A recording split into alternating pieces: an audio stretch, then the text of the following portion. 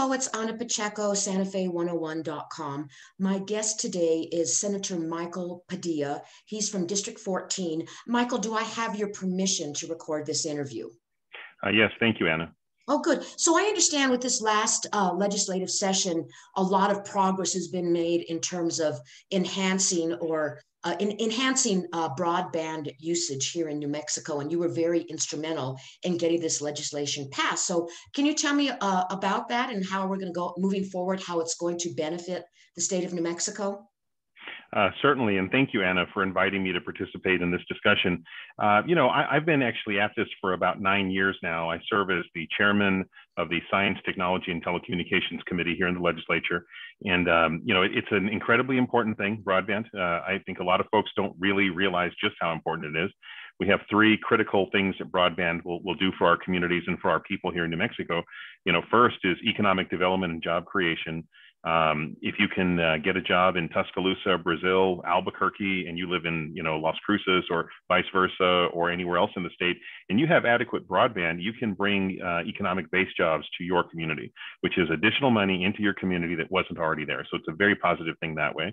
So you can telecommute in really big ways. And we've had to learn that, right, over the past, year during the pandemic. The second critical item is telehealth and telemedicine. There are communities in New Mexico that have never had a healthcare professional ever. And so this, obviously, you can't get all of your services through the internet or whatever for medical care and healthcare, but that starts the conversation. It gets you up to a certain point, and then you come into the bigger cities and towns or whatever to get the service that you may need. And then it may also encourage a healthcare provider somewhere else in the world to want to come to your community and locate there. And then the third critical component is distance learning. And boy, did we learn about that this year. In a lot of ways, a lot of our students and a lot of our families, our teachers, our schools had to really rethink how they were delivering education to our students across the state. So those are the three critical items. We had every year that I've been chairman of this committee, we've made it the year of broadband and internet, and folks are like, well, gosh, what the heck is he talking about? What's this all about? This and that. And because sadly we had the pandemic, but fortunately it taught us a lot about what we were lacking, especially in a state like ours. We have about 80% of the state that has some sort of broadband access. Only about 25% of the 80% is at or above FCC standards, which makes us competitive in the world. That means the other 60 or so percent isn't. That just means that the balance of all that is 20% of our people in New Mexico have zero broadband at all. And so all those things I talked about, economic development, telehealth and telemedicine, distance learning, are really putting those communities behind. And I know that wasn't your direct question, but I'll get now to kind of what we did this year. In 2017, we had a really big year with broadband. I was able to reform our USF fund. It's that little tiny fee that we all pay. I redirected about 80% of those monies to broadband access and expansion here in New Mexico. I placed broadband in the Local Infrastructure Act. It's a water line. It's a road, a sidewalk, a freeway exit, a lighting system, a sewer system. Broadband really is infrastructure now for all of us.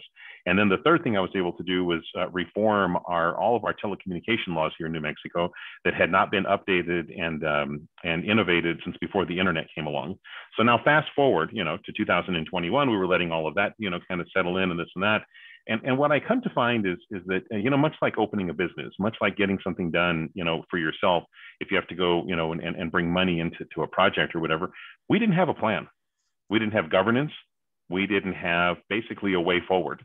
And so I thought what we really need to do, and I'm all about creating and innovating in state government. I created the Early Childhood Education and Care Department in 2019, huge move forward for our state with the cabinet secretary and a whole department there. So what I thought we would do this year is we would bring some governance. So I introduced a bill called the Senate Bill 93, which is to create the New Mexico Office of Broadband Access and Expansion. And what the legislation did is it brought us to focus on broadband for the entire state, not just for certain pockets, for certain reasons or whatever. What this piece of legislation does is it creates this office. It will have a director that will report to a governor. And then it'll have appropriate staff in order to do the work. And there's, really 6 critical components that the office will be responsible for. First of all is they're going to document a New Mexico broadband plan. We have about 70 plans here in New Mexico on how are we going to deliver broadband in all those 3 areas that I talked about. The broadband plan will consist of a financial plan. So we basically know, what we didn't know previously, which is that it's about a $1.4 billion proposition to bring the state up to complete FCC standards for 98% or more of the state. In that broadband plan, the state will now utilize a statewide bulk pricing agreement so that we make sure that we're getting the best value for our dollars. The second thing the office will be responsible for is a documented New Mexico broadband map. I have personally counted 17 different maps that don't relate to each other at all, that have some similarities to them or whatever, but they don't link up to FCC standards, USDA standards, and all that, where there's a lot of money that we can bring into the state that way. The office will be responsible for negotiating rights of way and easements. So I represent the southwest quadrant of Bernalillo County, essentially, about 89% of that quadrant of the county. And if we wanted to stretch broadband from, say, my district out to, say, the Zuni Pueblo, which is west of Albuquerque in the western part of the state, we would have to cross 300 rights of way and easements in order to make that work. If you're going to try to do that, you're going to pay attorneys, engineers, this, that, and the other. The office will be a repository for all of those rights of way and easements. You go to one place, you can collect them all, whatever it is that you're going to need, so you can start negotiating those and get that done a lot faster. The fourth thing, and I'm sorry, Anna, I know I'm going on for a while, but the fourth thing that the office is going to be responsible for is really reporting and analytics to the people of New Mexico, to the legislature, to the governor. And that way we readily know where things are, where aren't they, uploads, downloads, speeds, you name it. Where do we have it? Where don't we have it? Where do we need to focus? Where are the hot spots, et cetera? The fifth thing that the office is going to have is a specialist that leverages any investment dollars that we make here in New Mexico to capitalize on other dollars that we can bring into the state. This year, we were successful in creating a broadband fund and a broadband council, which will also be a part of this effort that we've, in the House of Representatives, in House Bill 10, they were easily able to get that done, and that was going to be very helpful to this effort as well. But we were able to, as a legislature and as a state, invest $135 million to broadband this year. Because of creating the office, because we created the fund, because we created the council, we're going to be able to leverage that to almost $970 million. So that $1.4 billion price tag that I talked about, we're going to really take a big chunk out of it and get a lot of it done in very, very short fashion. And then the last and most critical item that the office will be responsible for is, I'm a volunteer in the legislature. I think a lot of people know that we're an unpaid legislature. So it's a whole other full-time unpaid job for someone like me, the way I go at it. But it's also, the mayor of Columbus, New Mexico is also a volunteer. The town administrator for Peña Blanca, outside of Santa Fe, is a volunteer. So in a lot of ways, they need help. And so, the mayor of Columbus wakes up and says, gosh, I know I need to bring broadband to my community. I just don't know how. And they don't maybe have the resources readily available in that community. This office is going to have 3 to 5 specialists. They're going to help those other political subdivisions in New Mexico, cities, towns, counties, villages, school districts, universities, acequia associations, you name it, to put together their broadband plan, develop a financing plan, look through the rights of ways and all the easements and everything that they need to have put into that area, build a network plan, and get this done a lot faster. The nice thing about working with the office, if you're out in, say, Columbus, is it's going to link up to your plan, any plans that layer over your political subdivision, the state's broadband plan, and the state broadband plan will link up to the federal FCC plan. So those are the 6 major functions of the office, and that's why it's been, such a hard effort to get it done. It's a big thing, but we did get it done this year. Well, I have to congratulate you, because now the infrastructure is beginning to, take root. Right. But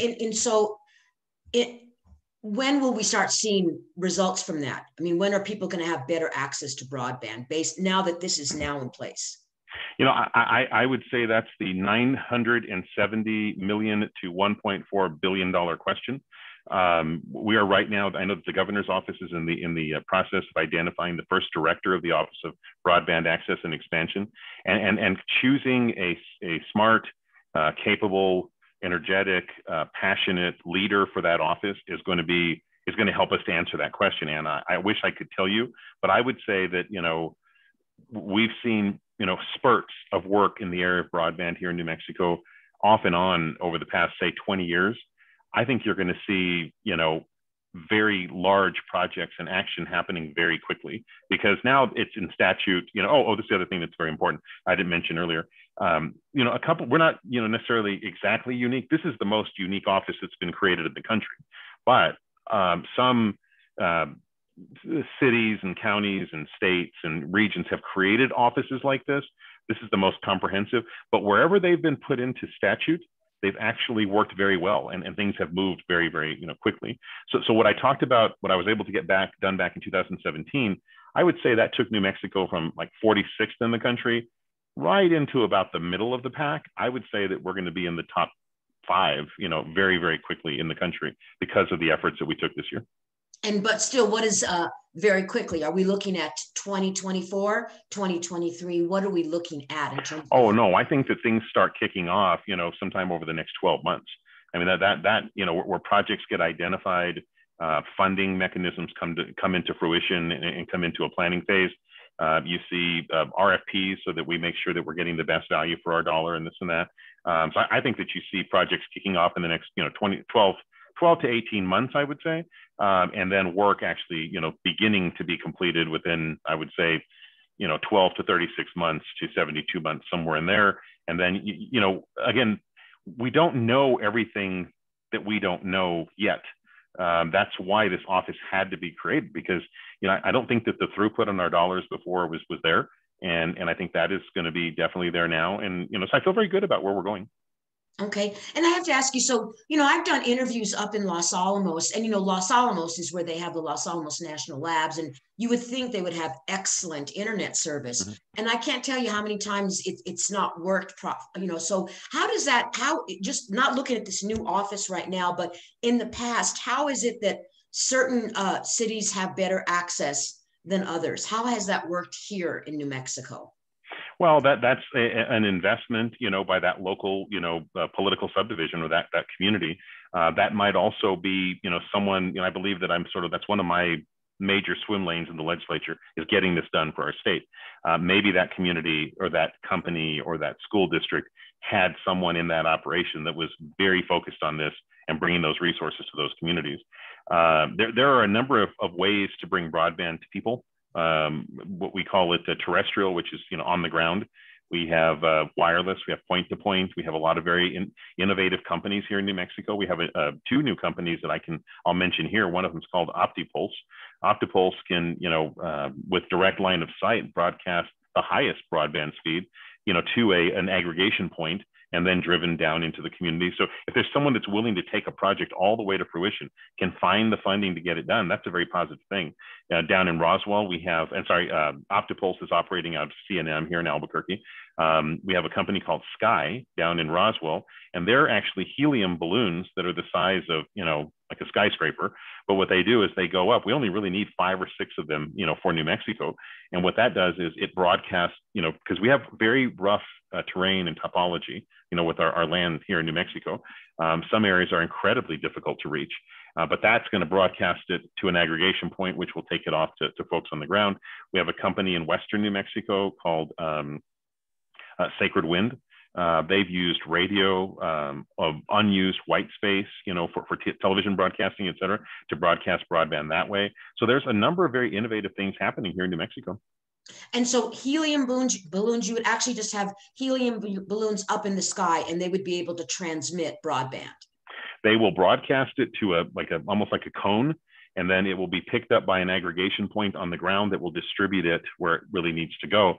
These things are so large, and they fly, so they're not in outer space, they're not in space, but they're still within our orbiting space. But you won't even see them. I mean, they sit up so high. And so we only need, like I said, 5 or 6 of these things to go up and literally blanket all of New Mexico. And that's going to be one way to bring high-speed broadband access to communities. And these balloons would just sit up there in the sky all the time? I went and toured the facility, where they're building this technology. And I want to say that they can fly for a 2-year period before they have to come down for, say, maintenance or whatever. So. Okay. Yeah, so they would have like a rotating, situation where it was never down or anything. They would send another balloon up to take the place of the one being maintained. Well, if we just needed like 5 of those in New Mexico, why would we need these other types of technology then? Wouldn't one just work? Well, yeah. I mean, for A, competition to bring price down. 2 is just because it's broadcasting broadband, there's other things that have to happen on the ground. That does not take the broadband to your home, as an example. It takes it to an aggregation point that takes it across, wherever, and just because a balloon might be sitting in a particular, location, this particular technology, are you familiar with Condillo, which is not too far from Santa Fe? Sure, of course. Yeah. That is once we solve the broadband issue in Condillo, you know how they say, if you can make it here, you can make it anywhere. If we can solve that, and I've been working on that one for a while, by the way. If we can solve that one, I feel very good that we're going to take broadband anywhere in New Mexico. So so as an example, the Sky technology is going to work there for Condillo, because it's going to take it into that sort of valley or whatever, that ridge or whatever, and then it's going to take it down into the people there. Optipulse, the point to point, that's going to get it over really long spanses of coverage areas. So there's a number of ways to get it done. Another thing that we have is we have utility lines that link up to about 98% of homes in New Mexico. That's actually another way to deliver broadband. People don't realize that, when you look at that electric line along the road or coming into your home or whatever, the utility company is really only using about 3 to 5% of the capacity there. The other, 93 to 95% of the capacity there could actually be used for this purpose. And so you're saying that New Mexico, we're about 46 in terms of the country, in terms of our— We were. We were, yeah. So what I did the three big things I did in 2017 really did push us forward. I'd say we're probably somewhere in the mid 30s right now, maybe high 20s, but I want to be number one. I mean, I want to get this thing done so our people are as competitive as humanly possible. And who is number one now? It's a toss up. I think it's Massachusetts. California does very well, but so California jumps in and out of the 1, 2, or 3 spot just because of how large the state is and how diverse and how much land they have to cover. And so you're saying that if we can get up, say we can get in the first, like the top 5 or top 10, that's going to really help us economically attract more businesses or just more people? More jobs, more jobs, better healthcare, better delivery of educational services. It's going to be a huge game changer for our state. Well, because we have Sandia and Kirtland in Albuquerque, we have Los Alamos National Labs up north here. I'm kind of amazed or surprised that we don't have better broadband, simply because we have, the federal government has such a big stake in this state right now. Mm-hmm. No, I think you're absolutely right. You hit the nail right on the head. We now have leadership here in New Mexico that is very focused on this, where maybe they weren't before. The Governor Michelle Lujan Grisham did sign my legislation to create the Office of Broadband Access and Expansion, and they were also very helpful in getting it done, in helping me to get it through the legislature this year. So you have leadership that's now completely focused on the topic as a top priority, and so I think we all know that that's where things get done and how things get done. If they're not a priority for the political leadership at the time and the communities at the time, then they just don't get done. And now we are, and we're very focused on this. Okay, so if somebody is watching this interview and say they're a small startup company or something, and they're thinking of relocating to New Mexico, would they go to a website that's part of this new office, or how would they find out more so they can kind of make some intelligent decisions about maybe moving out here? Yeah, well, I'm a business owner myself. I grew up in extreme poverty. Me and my sisters, we all own our own businesses now, and we've worked very hard that way. Broadband is one major piece of determining, and to answer your question, whether I want to expand my business or if I would want to go to another state or do something else in New Mexico. So yes, broadband, but there's a number of things that a company should do. The first thing that a company should probably do is call our Department of Economic Development first and foremost. Find out, what are the different ways to bring their business to New Mexico, and they're a wealth of resources. Once this office is up and running, that would probably be the next stop if I were a company, just because of the type of work that I do, as an example. What type of work do you do? What is your company? Yes, so I'm wearing my senatorial hat today, but we're an unpaid legislature, so we're allowed to talk about our businesses if we're asked. So I build call centers. So we build them from scratch. We do a ton of consulting work in the call center space, and I've been doing this for about 30 years now. I cannot believe it. I was 7 when I started, so it worked out really well for me. Okay, I get it. Okay, good. So you would definitely need better broadband for your, going You know, forward. actually, the broadband capabilities in New Mexico, surprisingly, are pretty good for a company like mine. We're actually in good shape already, just because of the type of business that we do. But if you're, say, a company that is, you're heavily reliant on selling your goods or products and services over the web, you're really in bad shape, from a consistency standpoint, quality, throughput, et cetera. Let's say you're some sort of a telehealth or telemedicine or whatever type of operation. Those are massive, very detailed files that require a lot of broadband to transmit them. And so we're going to help our healthcare situation, but also encourage economic development and job creation through the healthcare profession, because now we're going to have the ability to transmit large, massive pieces of information and data and all that. So maybe telemedicine, so those types of companies, it would be more attractive to them now if, when this is all put in place, that might be something that the state could try to woo some of those types of companies out here. Oh, absolutely. I would say healthcare, any type of technology operation type of company. I would say banking and financial services. Those are also very reliant on good broadband because of the security that is needed for financial institutions and account holders and what have you. I would say, yeah, so healthcare, any type of technology and financial services, you're going to see them just wanting to really come into New Mexico.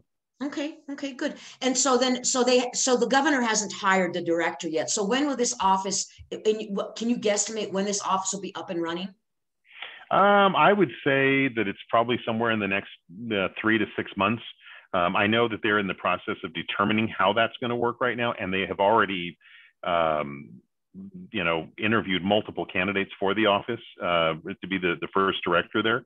So I think, I would say that there's an announcement of some kind forthcoming. I just, separation of powers. It's my job to create and get it done and put it into law and require that it happens. It's the executive that is responsible for, implementing and seeing it through. So. And do you know how many employees will be in that new department? Well, good question.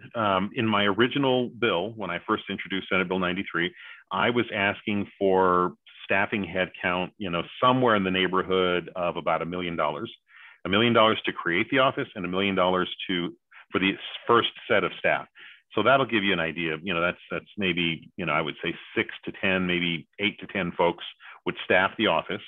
And then I got to thinking, well, why don't we take a look at the Department of Information Technology, where this office is actually going to sit administratively. The director is going to report to the governor, but administratively, they're going to sit in the Department of Information Technology. So I looked at that office and I said, well, what is your vacancy rate right now? So I actually stripped the implementation dollars. This is not going to cost New Mexicans anything to create this office, because we're going to take those dollars and we're going to repurpose the headcount that was unfilled anyway at the Department of Information Technology. So that headcount was sitting there and it was budgeted for already. And so what we're going to do is we're going to flip the responsibility of those staff members, and they're going to be tied just to this office. And so is this going to be a new kind of like the Office of Cultural Affairs? Is this a new cabinet position, or is this something brand new then? Or like you said, it's going to be part of the Office of Technology? Well, it'll be administratively in the office of the Department of Information Technology, which is a cabinet level position. Okay. The director will report directly to the governor. So there are multiple directors for different services outside of even the cabinet position. So, and I can't say that I can answer that for you directly, other than this person will sit in, I'm assuming, in cabinet meetings, will be an active part of the discussion in terms of how state government operates and how do we make it better, and stuff like that. And so in terms of a time frame, should I maybe think to recontact you or the state to interview somebody there, like maybe the autumn of this year or something? I think that'd be a great idea. And you may want to have the first director that's identified for that office come in and talk about their plans on how they see implementing. I mean, the 6 items I reviewed for you when we first started that are the responsibilities of this office, that's not an easy task. And then they're also going to have the chairman of the Science, Technology, and Telecommunications Committee to deal with, because I want to make sure it's done right, So you're going to see an awful lot of focus on this particular function of state government. Right. And that's why I said maybe 2023, 2024, because we're the middle of 2021. So it takes some time. But, Senator Padilla, we've run out of time here. I want to thank you and for this great information. And thank you for your perseverance. I mean, you've been at this a while, and we certainly, you know, if New Mexico is going to compete, not just nationally, but globally, we've got to get broadband. We've got to get it going. It's not going to happen for us any other way. So that is the world we live in now. So let's take it seriously. Well, I do thank you, and you take care. All right, wonderful.